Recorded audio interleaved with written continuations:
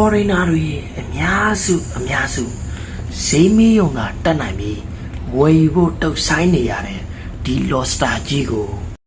သူ့ချစ်သူကောင်မလေးကိုစားစေချင်လို့ဆိုပြီးဆိုင်ကိုလာရဝယ်ယူအားပေးခဲ့တဲ့မြန်မာကအကိုကြီး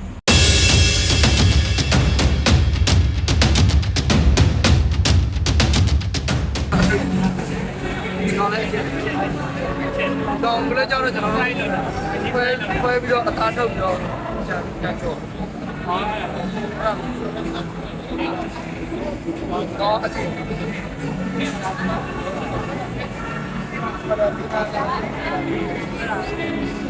တော့အချို့ဒီဖတ်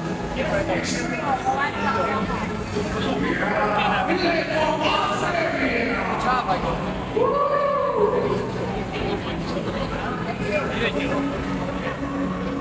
ဒီ lobster ကြီးကိုကျွန်တော်ကထိုင်းတွေကိုရောင်းတဲ့ဈေးနဲ့ပေါ့နော်လက်ခခွန်ထိုင်းဆိုပြီးတော့ကျွန်တော်ဈေးဆော့ပြီးတော့ရောင်းချပေးခဲ့တာပဲဖြစ်ပါတယ်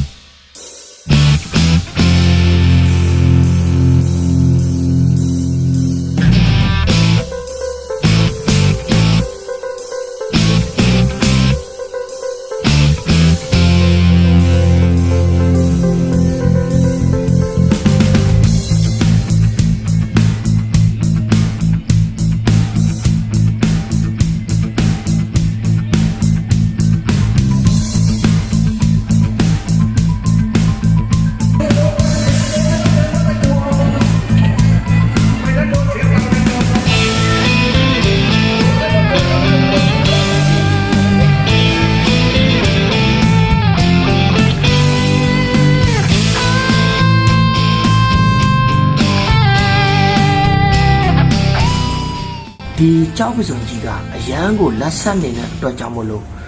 သူ့ရဲ့အသားကလည်းကြည်လင်နေပြီးတော့စားလိုက်တာနဲ့တင်ထူကဲတဲ့အရာသာကိုခံစားရမှာပဲဖြစ်ပါတယ်ဒါကမြန်မာကဧည့်သည်2ယောက်တော့ပါဒီကြောက်ပစုံကြီးကိုကျွန်တော်ထိုင်းပတ်ငွေ3000ဘတ်နဲ့သာရောင်းချပေးခဲ့ခြင်းဖြစ်ပါတယ်